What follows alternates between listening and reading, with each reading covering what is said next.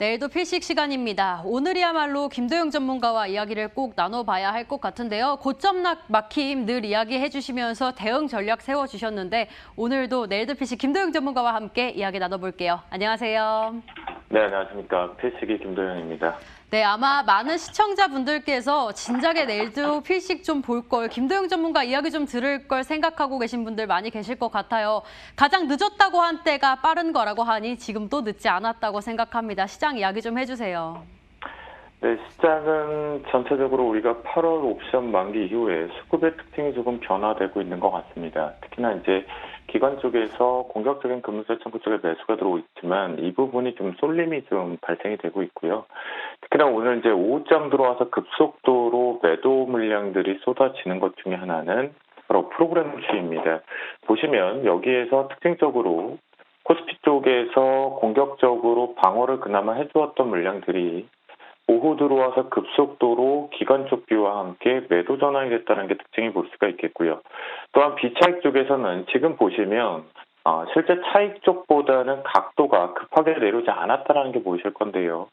이유 중에 하나는 바로 기관 쪽보다는 외국인들이 매수 공격을 해줬던 물량들이 한 절반 정도 줄어들었습니다. 그걸로 인해서 동시다발적으로 이제 투매성, 투기성 매도도 지금 출회가 되고 있는데요. 하지만 지난주 부근에서 계속 후반 쪽에 놓고 보면 코스닥이 먼저 좀 분위기가 계속 안 좋아지고 있다는 것은 여러분들과 제가 계속 감지를 했을 겁니다. 그 부분에서요. 전일 같은 경우에도 중요한 자리에 대해서 선물 지수를 보면 중요한 자리에 저점 지지는 계속 나왔거든요. 근데 저점 지지가 되면서 아랫꼬리를 만들어낼 때마다 조금씩 이제 모양들이 실제 내용이 좀 나빠지고 있었다라는 것을 아마도 시청자분들과 제가 잘 느끼고 있었을 겁니다.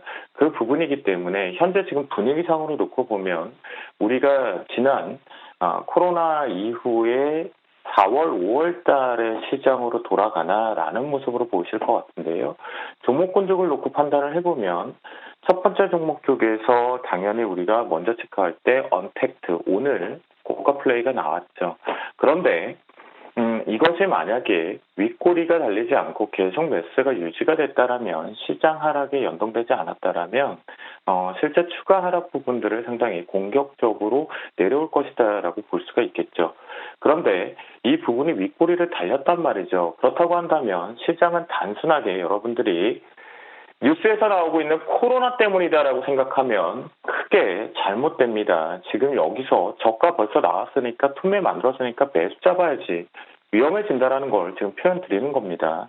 두 번째 종목으로 또 놓고 보면 우리가 실적이 가미되어 있던 핑계와 함께 진단키트였죠. 그런데 보십시오. 시장을 전형적으로 개파락 부분에 대한 갭매고기만 나왔고 코로나 부분으로 생각해 놓고 본다라면 지난 연휴 기준에서 더 폭발적으로 폭등이 나갈 수 있음에도 안 가죠.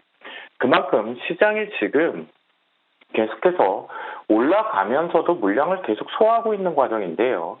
이 속에서 마지막 쪽으로 또 놓고 보면 바로 콜마비 NH입니다.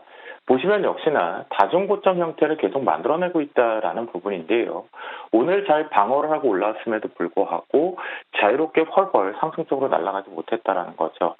그러면 여기서 우리가 이제 특징적으로 봐야 되는 게 뭐냐? 바로 저는 그동안 외국인들의 선물 부분, 제가 이제 금요일 날은 비어 있었지만 이 부분에서 여러분들께 설명을 드리고 싶은 것 중에 하나가 뭐냐면 바로 이 개인들 창고입니다. 즉, 앞에서 우리가 4월과 특히 4월을 못 봤다라고 한다면 5월만 보더라도 분명하게 상승세가 유지되고 있어야 됨에도 불구하고 유지가 안 되고 있다라는 거, 차익 매도가 역시 나오고 있다라는 걸 놓고 보면 이제 이 개인 창고가 공포의 하락 부분을 계속 받아주었던 시장이었다면 이걸 받아주지 않는다라면요. 반드시 생각해 보실 필요가 있겠죠.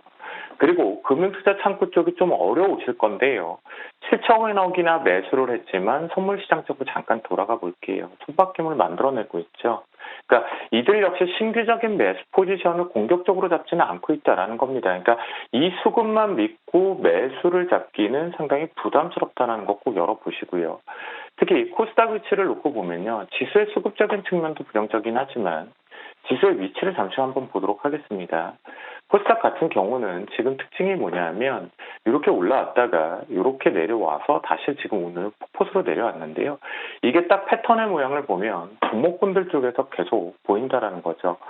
예를 들자면 종목군 중에서 우리가 AFW를 하나를 케이스로 한번 보도록 하겠습니다. 딱 일주일 사이에 극명하게 분위기가 급등과 급락으로 제자리를 가져놨다라는 겁니다.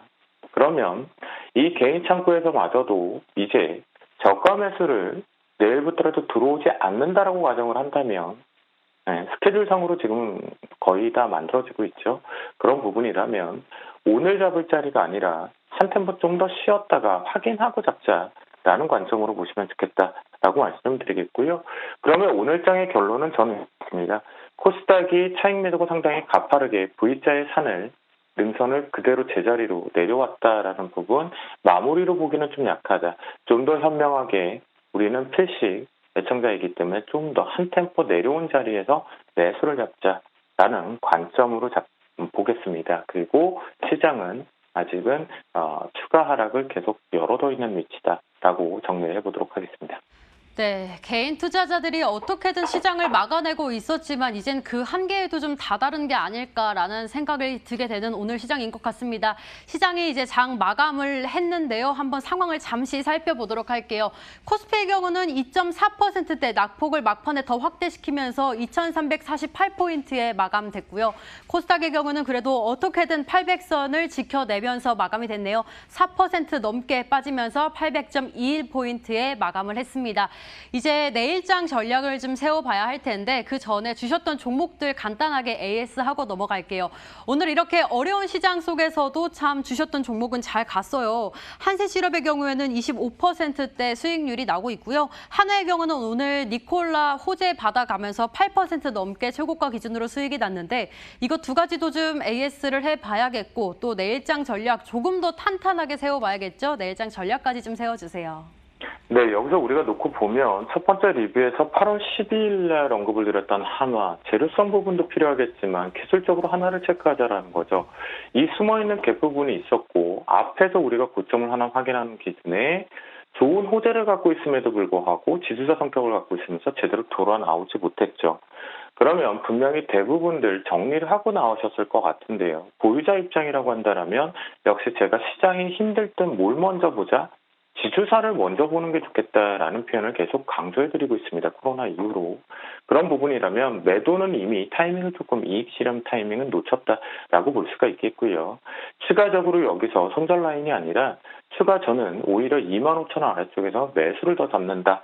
라는 관점으로 매수 단가를 낮춰서 수익을 챙겨 나오자라는 부분으로 리뷰를 좀 잡아드리는 부분이겠고요. 두 번째, 여기서도 시장이 갈 종목은 간다라는 표현이 들어있는 게 바로 한세실업을 케이스로 볼 수가 있습니다. 왜냐하면 투기적인 성격으로 우리가 분봉을 잠시 놓고 봤을 때 자유롭게 내려오지는 않았죠. 여기 보시면 시장이 핑계를 댈 때 같이 동반에 살짝 눌렸다가 마지막 풍매 부분에서는 오히려 방어 성격이 들어왔습니다. 그러니까 시장보다 강했다라는 건 분명히 볼 수가 있겠고요. 그렇다고 한다면 여기는 이제 하나의 자리를 잡고 대응을 합니다. 13,500원을 기점으로 해서 이탈을 한다라면 정리를 하고 오겠다라는 관점으로 보도록 하겠고요. 왜 그럴까요? 그렇죠?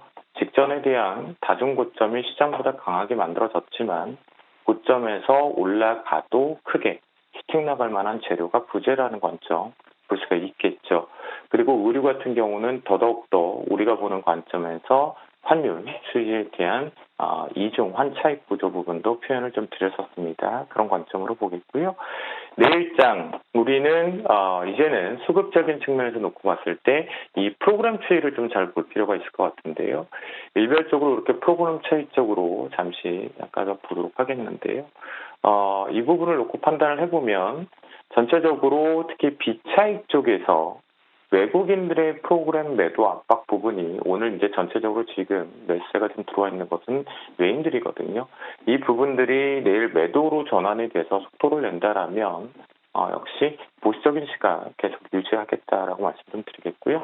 일단 이 속에서 한세실업 같은 종목군들은 분명히 나오기 마련이죠. 그런 관점에서 음식료와 그리고 오늘 가는 척 하다가 중소형주 중에서 특히 소형주만 움직였는데요. 마스크 관련주 쪽 다시 한번 보도록 하겠습니다. 그래서 내일장 같은 경우는 첫 번째 음식료 쪽으로 놓고 보면 오늘 다중 고점을 한 번, 두 번, 세 번 받았죠. 크게 본다면 네 번째인데요. 물량을 흔들어내고 왔기 때문에 HMR 부분에서 우리가 또 테마성도 만들어낼 수 있으니까 트레이딩 쪽으로 대상을 한번 보도록 하겠고요. 또한 이 부분과 관련돼서 업황 부분에 두 마리 토끼를 잡고 있는 레몬을 마스크 쪽으로 해서 트레이딩 쪽으로 잡아보도록 하겠습니다. 마지막으로요. 시장에서 조금 벗어나 있는 종목인데요. 오늘 워낙 강하게 움직였기 때문에 긍정적으로 눌림목 매수. 저는 이제 오늘 같은 경우는 추격 매수 언급을 좀 드리지 않고 있죠. 그래서 눌림목 매수 타이밍으로 S1 마지막으로 매수 타이밍 잡자라고 말씀드려보도록 하겠습니다.